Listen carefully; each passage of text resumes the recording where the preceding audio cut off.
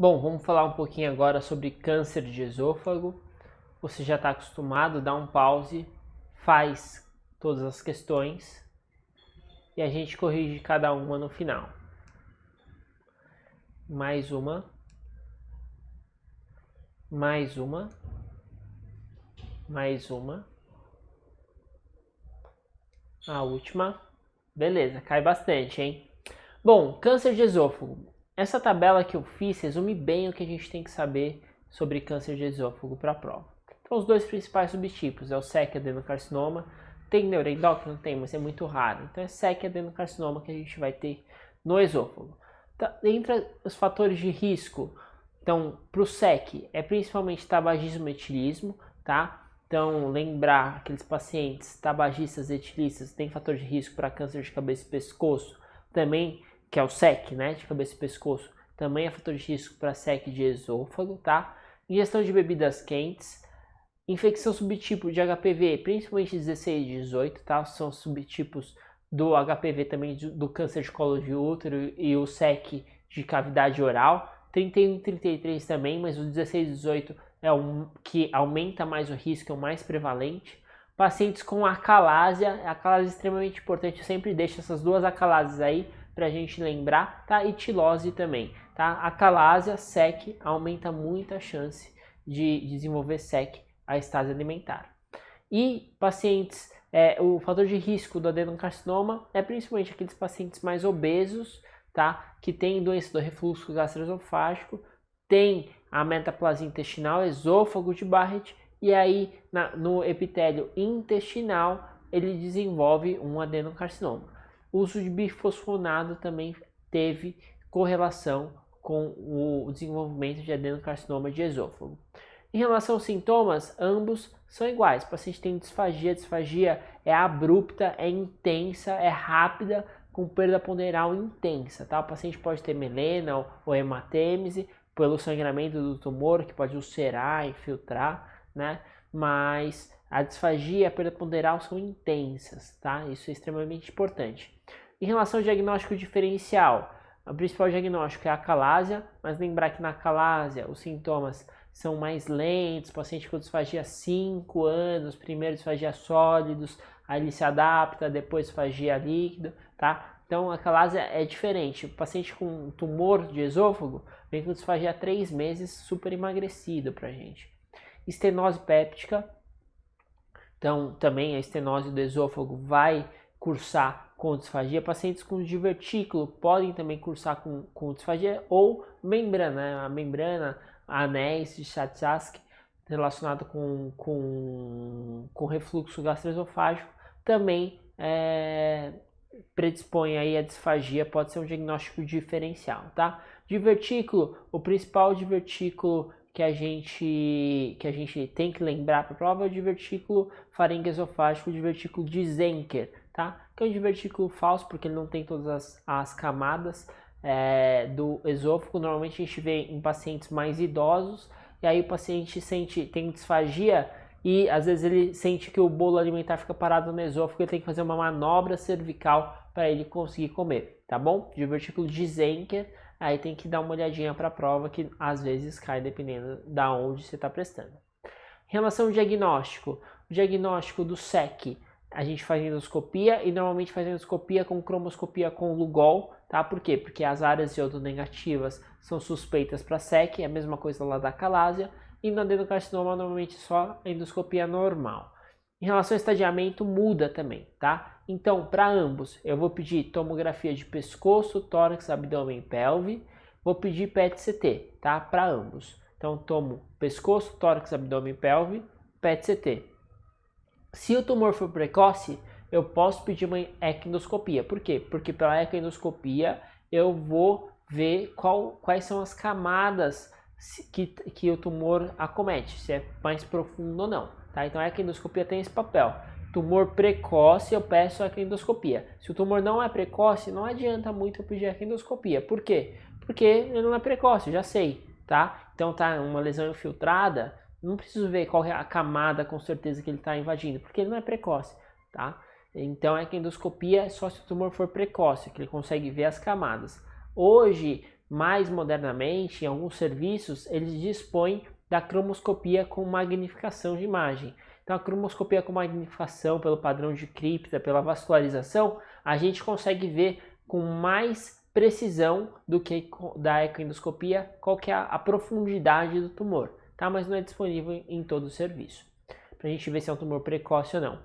E aí no SEC, o que é extremamente importante é a gente pedir a laringoscopia com broncoscopia, ou a nasofibrolaringobroncoscopia. Por que eu peço isso, Felipe? No SEC, primeiro, o paciente pode ter cancerização de campo, então o paciente pode ter outros tumores relacionados aí com tabagismo e etilismo, como eu já disse, de cavidade oral, de cavidade nasal. Então eu peço a nasofibrolaringoscopia. E porque os SECs são mais proximais. Então uma diferença importante é que o SEC, o carcinoma espinocelular, ele é proximal, então esôfago alto. Já adenocarcinoma, ele é mais distal, tá? Posso ter SEC distal? Posso ter. Posso ter adenocarcinoma proximal? Nossa, muito dificilmente. Por quê? Porque tem que ter um Barrett muito, muito longo, né? Então, muito, muito difícil. Mas o SEC, quando eu encontro, ele é mais proximal e adenocarcinoma mais distal. E aí, por ele ser mais proximal, o esôfago tem íntimo contato com a traqueia. Eu tenho que ver se esse tumor não está invadindo a traqueia, porque se o tumor estiver invadindo a traqueia, é um dos critérios de irressecabilidade. Eu não vou conseguir operar, fazer uma esofagectomia com laringectomia, né, com retirar a traqueia do paciente. Não consigo, tá? Então, se estiver invadindo laringe ou traqueia, eu não consigo fazer esofagectomia, tá? Bom, em relação ao tratamento, vamos lá. Se o tumor é restrito à mucosa, é um T1A e não tem linfonodo acometido, então eu posso fazer o tratamento endoscópico. Normalmente eu faço um ISD. Como que eu vou ter a certeza que ele é restrito à mucosa? Então, a certeza, né, a gente só tem quando tem um anato patológico, mas a gente vai ver que o tumor é precoce quando eu faço uma ecoendoscopia, tá? Ou faço a endoscopia com magnificação de imagem. Se tiver padrão de cripta ou na endoscopia só está restrita à mucosa, aí eu posso fazer um SD, tratamento por endoscopia, tá? Agora, se for um tumor que está invadindo já a mucosa, que é um T1B N0, aí eu posso fazer uma esofagectomia upfront. Eu não preciso fazer neoadjuvância, tá? Não preciso indicar quimio-radioterapia ou quimioterapia para o paciente que tem um T1B, restrito à submucosa. Agora, pacientes com tumores T2, T3, T4 ou N positivo, o T2N0 é um pouco controverso, tá? Mas pacientes com T3, T4 ou N positivo até T2N0, se a gente for ver alguns guidelines americanos, aí eu vou indicar neoadjuvância para esses pacientes. Qual que é a neoadjuvância do câncer de esôfago? Quando é SEC, é quimio-radioterapia, tá? Então eu faço quimioterapia e radioterapia. A quimioterapia, ela é sensibilizante porque é a radioterapia que age.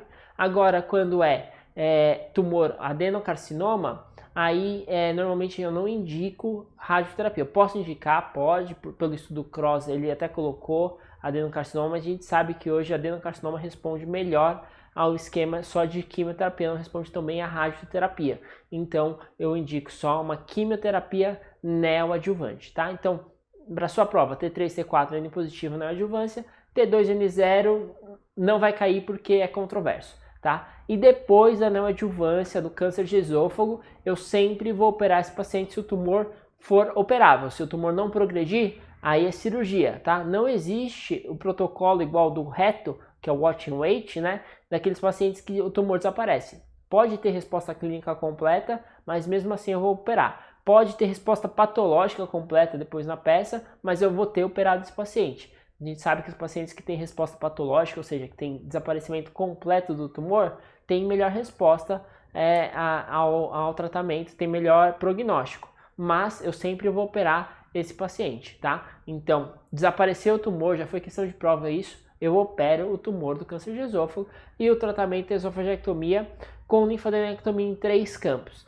tá? 3 campos é mais pro Japão, tá? Que ele envolve a linfadenectomia cervical. A maioria dos serviços aqui no Brasil não faz linfadenectomia cervical, a linfadenectomia em 2 campos, tá? Mas esofagectomia com linfadenectomia. Sua prova tá ótima você escrever isso, porque nos Estados Unidos não faz a linfadenectomia em 3 campos.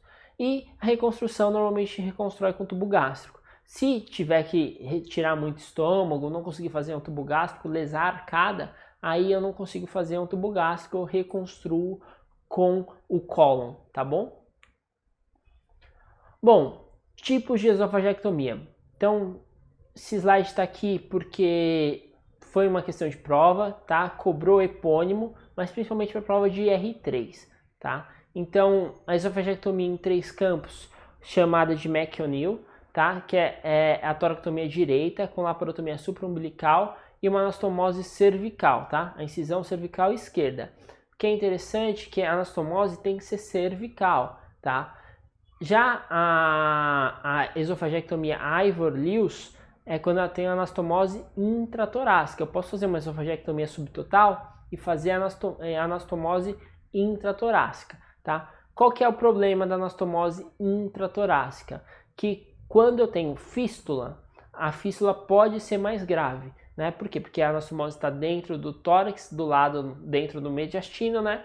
E aí tem o fístula, vai sair saliva, vai sair secreção entérica para dentro do mediastino e vai contaminar o mediastino, ter maior gravidade, mediastinite. Então, por isso que no Brasil a gente prefere fazer a anastomose cervical, né, da cirurgia de McOneil.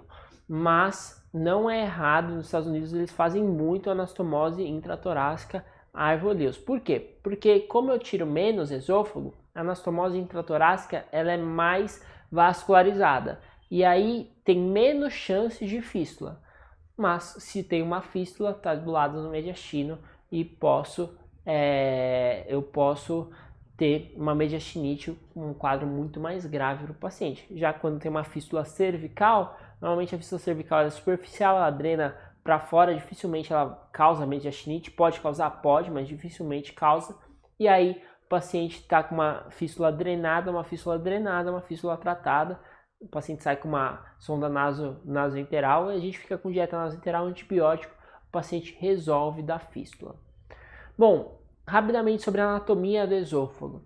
Então, para a gente fazer uma esofagectomia, a gente tem que conhecer bem a anatomia do esôfago, né? O esôfago é um órgão posterior, tem íntimo contato com a traqueia, com a aorta, com a coluna. É dividido em esôfago cervical, torácico e abdominal.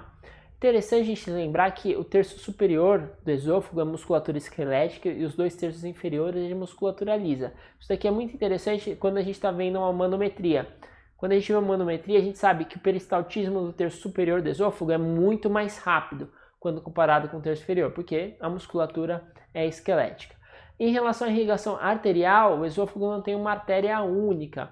Ele é irrigado por vários ramos, né? No terço superior por artérias tireoidianas inferiores e brônquicas, no terço médio por artérias diretamente da aorta e brônquicas, e no terço inferior pela artéria gástrica esquerda e pelas frênicas inferiores.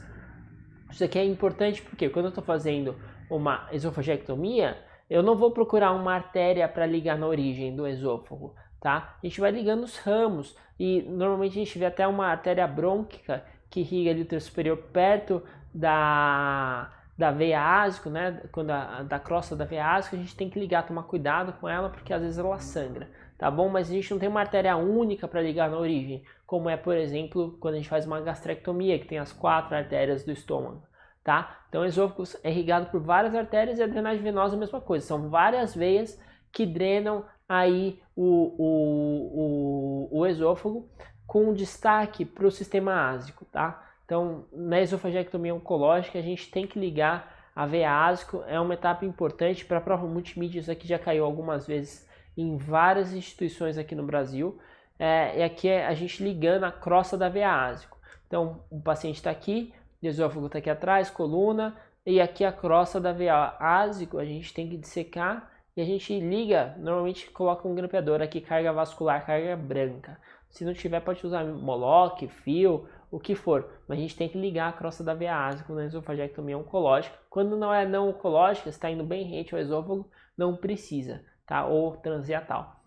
Bom, em relação à anatomia da inervação, isso aqui é importante também, não tanto para esofagectomia, porque na esofagectomia a gente corta mesmo o nervo vago, mas quando a gente está fazendo outra cirurgia do esôfago e a gente tem que preservar o vago, né? Então, os dois ramos do nervo vago no tórax é esquerdo e direito, né? Correm paralelamente ao esôfago, que é a esquerda e a direita, e quando passa para o abdômen, o vago esquerdo se torna anterior e o direito posterior, tá? Então, como que eu decoro isso? Às vezes já caiu isso aqui, ó, vago esquerdo anterior, vago direito posterior. Então, vogal, vogal, consoante, consoante na sua prova, tá? Esquerdo anterior, direito posterior. Esquerdo anterior, direito posterior.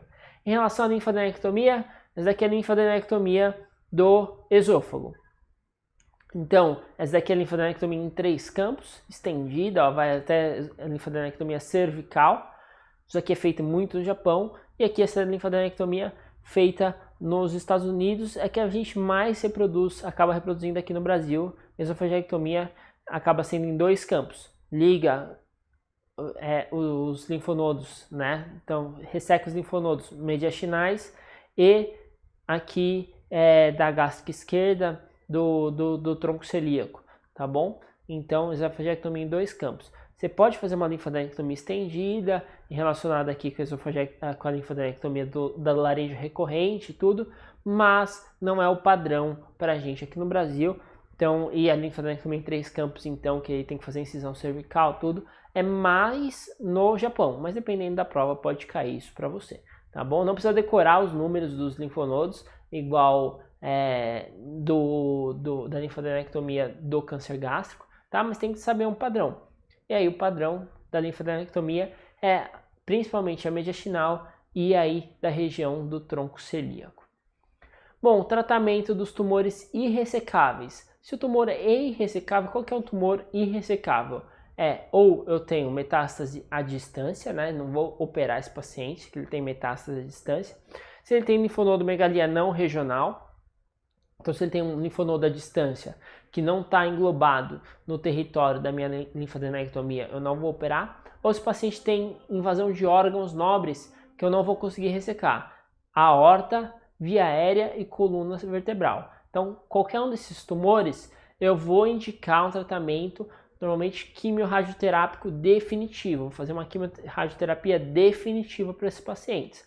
E aí, eu vou poder paliar os sintomas. Então, se um paciente evolui, por exemplo, com uma fístula entre o esôfago e a traqueia, eu posso passar uma prótese esofágica, aqui, ó, igual essa prótese aqui, só que ela é revestida, para eu tentar parar de contaminar a via aérea com secreção esofágica, tá? Se o paciente tem disfagia pelo tumor, eu posso passar uma prótese, aí não precisa ser revestida, só para expandir o esôfago e o paciente tentar se alimentar por boca, mas são tratamentos paliativos. A quimiorradioterapia definitiva, ela tem uma porcentagem de resposta patológica completa, tá? Então você pode desaparecer o tumor se o paciente às vezes tem uma linfonodomegalia cervical, que não vai entrar no território da minha esofagectomia.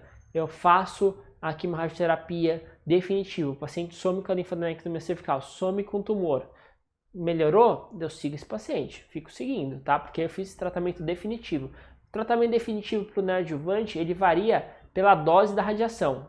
A dose da radiação para o definitivo é maior do que o tratamento neoadjuvante. Agora, se esse meu paciente que fez definitivo, desapareceu o linfonodo, tudo, né? E depois de 1 ano só evoluiu com tumor recidivado localmente no esôfago, por exemplo, e agora é ressecável, eu posso às vezes até propor uma esofagectomia de resgate para esse paciente. Então o tratamento é complexo, obviamente, eu não quero que você aprenda todo o tratamento aqui porque não vai cair isso na sua prova, isso aí a gente vai discutir em reunião multidisciplinar, tá? Mas eu posso propor tratamento de resgate, mas quando eu indico quimiorradioterapia definitiva, você tem que saber quando o tumor é ressecável ou metástase à distância, e aí não tem o que fazer porque é meta à distância, tá? Então normalmente é quimioterapia, tentar tratar a metástase, né? Metástase hepática pro osso, tá? Metástase à distância mesmo, linfonodomegalia não regional, e aí se o linfonodo responder desaparecer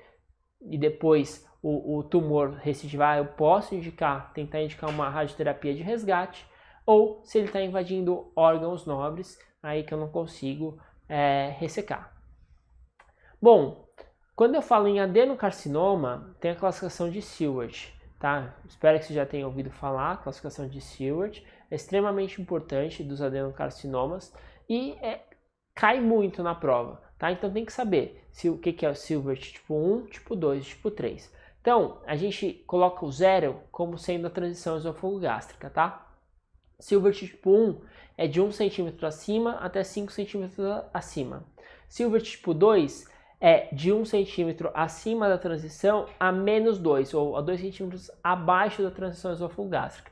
E o Seward tipo 3 é de 2 cm abaixo até 5 centímetros abaixo, tá? Então, o tipo 1 são aqueles tumores ou adenocarcinomas de esôfago propriamente dito, tá? O tipo 2 são os adenocarcinomas da junção esôfago-gástrica. E o tipo 3 são os tumores basicamente gástricos ou subcárdicos, tá? Por que é importante a gente classificar pela classificação de Seward? Porque o tratamento muda, tá bom? O tratamento muda, isso aqui é extremamente importante, essa tabelinha. O Seward tipo 1 são as neoplasias de esôfago distal. O tratamento é esofagectomia em 3 campos, tá? Então eu faço uma esofagectomia subtotal com linfadenectomia, igual eu faço a cirurgia para o SEC, por exemplo, o SEC de esôfago médio. O Seward tipo 2, ele entra no limbo. Quando você fala com o cirurgião de esôfago, ele vai falar para fazer uma esofagectomia em 3 campos. Quando você fala com o cirurgião gástrico, fala assim, de estômago, fala assim, dá para fazer uma gastrectomia, tem alguns trabalhos que mostram o melhor benefício. Agora tem alguns trabalhos que mostram que o Seward tipo 2 pode ter metástase linfonodal mediastinal, por isso que eles tentam fazer esofagectomia. No HC, o padrão é fazer uma esofagectomia subtotal, tá? Com gastrectomia polar. A gastrectomia polar é um pouco redundante falar gastrectomia polar, porque sempre que eu faço uma esofagectomia, eu faço uma gastrectomia polar. Eu tiro mais ou menos isso daqui que está mostrado. Essa figurinha aqui, eu tiro mais ou menos isso quando eu faço uma gastrectomia ou uma esofagectomia. E a gastrectomia polar sai isso daqui. Por quê? Para eu fazer um tubo gástrico, eu tenho que preservar a grande curvatura do estômago e tirar a pequena, tá? Então, o tubo gástrico, necessariamente envolve fazer uma parte de gastrectomia ou gastrectomia polar, mas algumas provas eles colocam. Então, Seward 1, esofagectomia, mais gastrectomia subtotal, mais gastrectomia polar. Seward 2, esofagectomia subtotal, mais gastrectomia polar. Agora, o Seward 3, que são as neoplasias subcárdicas ou gástricas, aí sim, igual eu trato neoplasia de estômago, como a neoplasia alta do estômago, eu faço uma gastrectomia total com linfadenectomia D2, tá? Então, essa daqui é a classificação de Seward, uma classificação super importante e que cai recorrentemente.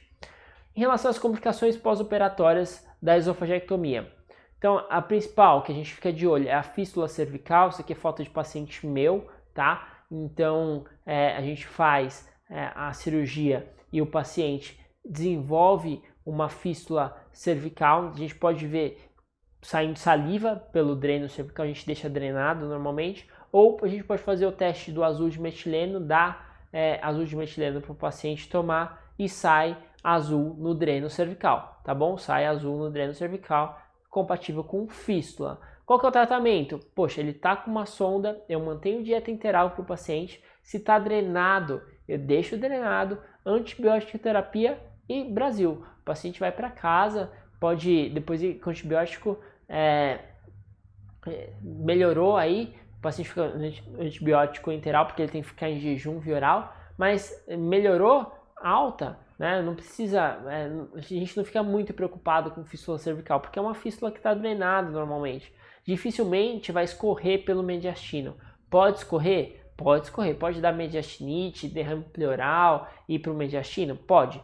Piora muito isso daí. Mas a gente não vê com tanta frequência, tá? Então, fístula cervical é a principal, é uma complicação, acontece em mais ou menos 10% dos pacientes, mas é uma complicação mais benigna. Por quê? Porque o paciente está drenado, é uma fístula superficial, e fístula drenada é uma fístula tratada.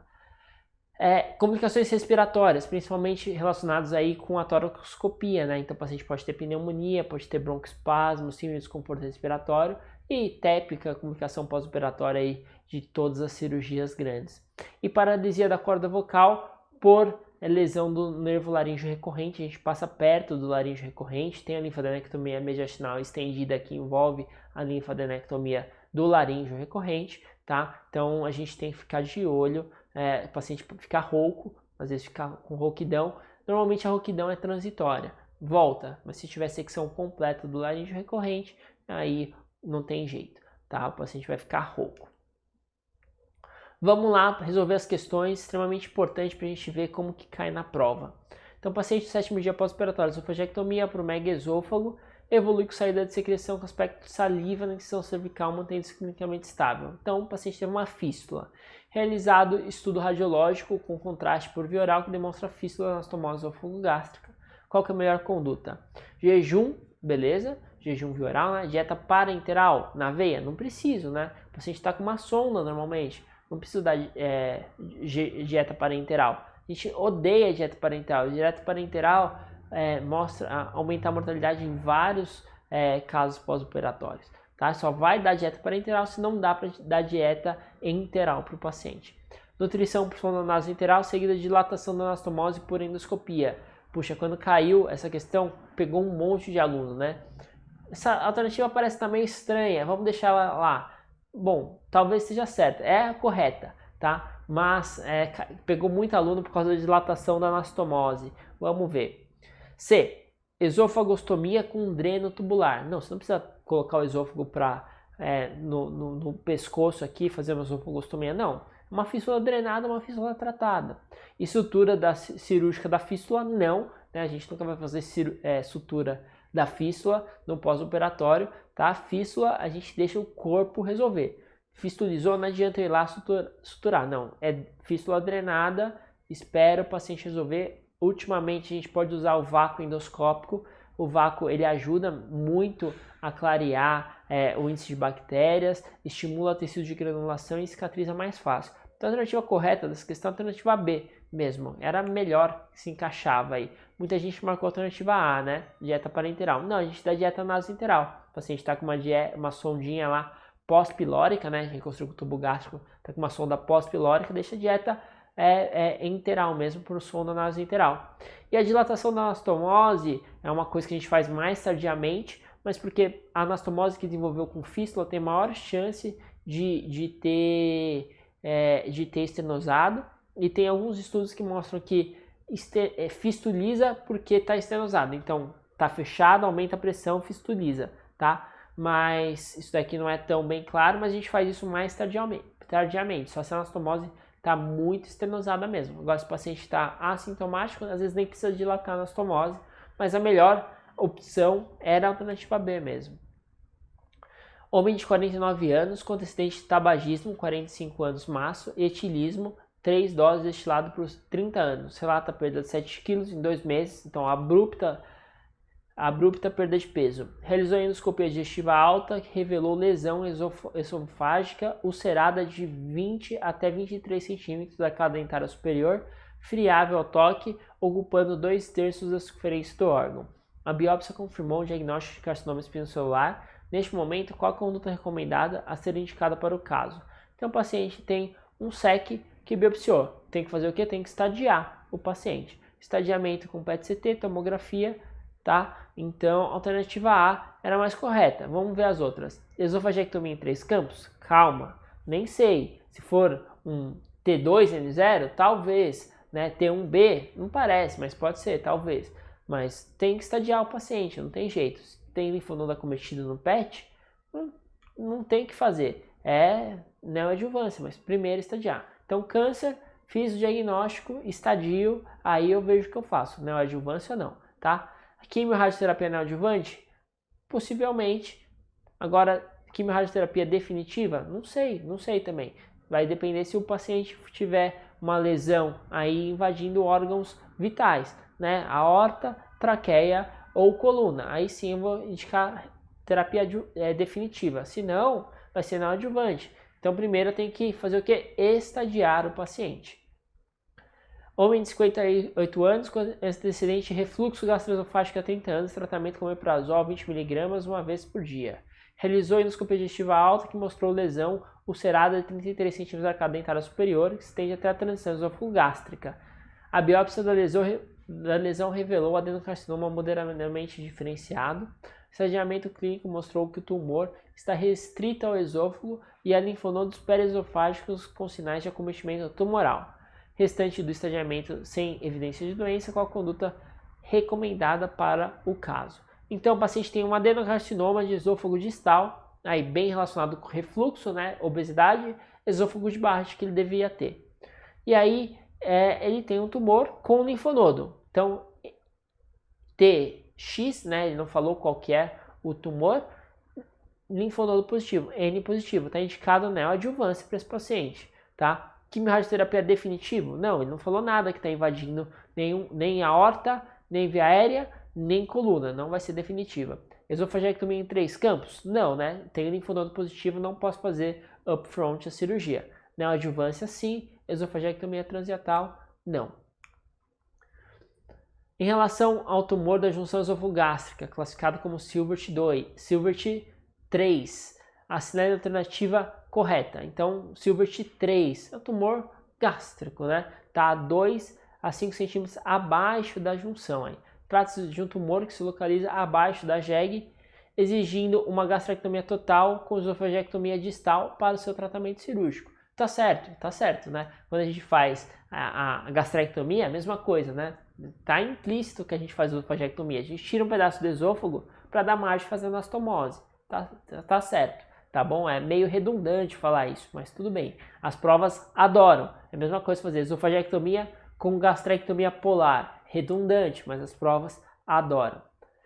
B. Pode ser ressecada endoscopicamente se for limitada a sua mucosa com menos de 3 centímetros, sem ulceração e bem ou medianamente diferenciado a histologia. Então, isso aqui tá meio falso, meio verdadeiro, tá bom? A gente vai ver os critérios de ressecção endoscópica, mas se a gente for ver os critérios expandidos, tem que ser, pode ser ter um B, tá bom? Na camada superficial, mas tem que ser menos que 2 centímetros, não cerado e só bem diferenciado. Mas se a gente pegar os critérios não expandidos, né, os critérios clássicos, que é o que você tem que saber para a prova de verdade, né, a não ser que você vá prestar a cirurgia do aparelho digestivo, mas os critérios clássicos de ressecção endoscópica é restrita a mucosa, não cerado, bem diferenciado, menor do que 3 centímetros. Então, por isso a B está errada, tá bom? Então, submucosa já é critério expandido e sendo medianamente diferenciado já fechou, já erra, tá bom? Tá errado. C. Consiste em um tumor que predomina no esôfago, exigindo uma esofagectomia total. Não, né? O Silvert 3 é gástrico. Metastatiza para mais para os linfonodos mediastinais que para os linfonodos abdominais. Não, né? Silvert 3 é tumor gástrico, não dá metástase para o linfonodo mediastinal. E a presença da cauda do pâncreas e do baço é contraindicado mesmo que seja para conseguir uma ressecção R0. Isso daqui não, a gente vai falar de tumores gástricos, mas os tumores gástricos a gente pode fazer ressecção multivisceral desde que seja uma ressecção R0, tá bom? Então a alternativa correta, a alternativa A, cobrava de você saber o que é um Silvert 3. Homem de 60 anos, tabagista, 30 maços anos, etilista social, com disfagia, realizou endoscopia digestiva alta que mostra lesão ulcerada de 20 a 20 cm da arcada dentária superior, acometendo 2/3 da circunferência do órgão. Apresenta-se em bom estado geral. Após o exame de estadiamento, foi tratado com neoadjuvância. Ao reestadiamento, foi constatada resposta clínica completa, mantendo-se em bom estado nutricional. A conduta recomendada agora, neste caso, é: paciente fez neoadjuvância, respondeu completo. O que eu vou fazer no esôfago? Operar. No reto eu posso seguir? No reto eu posso seguir. No esôfago não. Apesar que o padrão no reto, mesmo com resposta clínica completa, o padrão é operar, tá bom? Agora, em alguns casos você pode seguir. Agora no esôfago eu sempre opero, tá? Então segmento ambulatorial não, ressecção endoscópica não, esofagectomia por toracoscopia com linfadenectomia e reconstrução tubo gástrico. Alternativa C, tá? A alternativa D, esofagectomia transiatal, reconstrução tubo gástrica, anastomose intratorácica. Então, a D está errada, né? Primeiro, por quê? Porque se eu faço uma esofagectomia transhiatal, que só a transhiatal, eu só faço incisão abdominal. Então, eu faço pelo hiato esofágico, chego até lá o pescoço. Eu não consigo fazer anastomose intratorácica se a esofagectomia é transhiatal. Só existe anastomose cervical quando eu faço esofagectomia transhiatal, tá bom? E a esofagectomia transhiatal, ela é benéfica para aqueles pacientes que têm maior morbidade, porque ela tem menos morbidade do que a transtorácica, então eu não abro o tórax, então tem menos menos complicação pós-operatória relacionada à pneumonia, síndrome de desconforto respiratório, né, edema pulmonar, mas, porque eu não diminuo, né, o pulmão, mas eu não faço uma linfadenectomia mais apropriada. Por quê? Porque quando eu faço uma esofagectomia transtorácica, eu consigo fazer uma linfadenectomia, eu vejo os linfonodos infracarinais, brônquios, direitinho. Na esofagectomia transhiatal, não necessariamente, eu não consigo ver todos os linfonodos e eu acabo deixando alguns linfonodos. Então a gente acaba não indicando a transhiatal por causa dos princípios oncológicos, mas aqueles pacientes que têm maior morbidade, pode ser uma opção indicar a transhiatal, tá bom? Então a alternativa C é a correta. E a última, quantas patologias esofágicas assinam a alternativa correta? Na doença do refluxo gastroesofágico, alimentos gordurosos ocasionam aumento da pressão do esfíncter inferior do esôfago.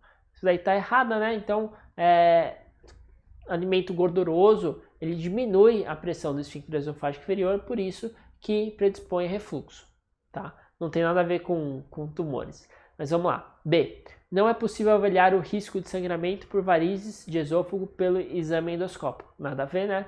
A endoscopia, ela é o principal exame. Oginofagia é o principal sintoma do câncer precoce do esôfago. Não, né? Câncer precoce, pela definição, não causa sintomas, né? Então, a gente faz diagnóstico, normalmente, do câncer precoce por uma endoscopia de rotina, né? Então, entre aspas, por sorte, tá bom? E D, o adenocarcinoma do terço distal do esôfago associa-se ao epitélio colunar especializado de padrão intestinal. Então, isso daqui é a verdade, né? Então, lembrar que o Barrett, ele predispõe a formação de adenocarcinoma e normalmente ele é distal, tá? Porque o Barrett, ele é distal, então a alternativa D era a correta dessa questão. Bom, era isso que eu tinha para falar de esôfago. Até mais, bons estudos, continue firme aí nos estudos. Abraços. Friabilidade é outra coisa também muito sugestiva. A gente vai, faz o exame de endoscopia.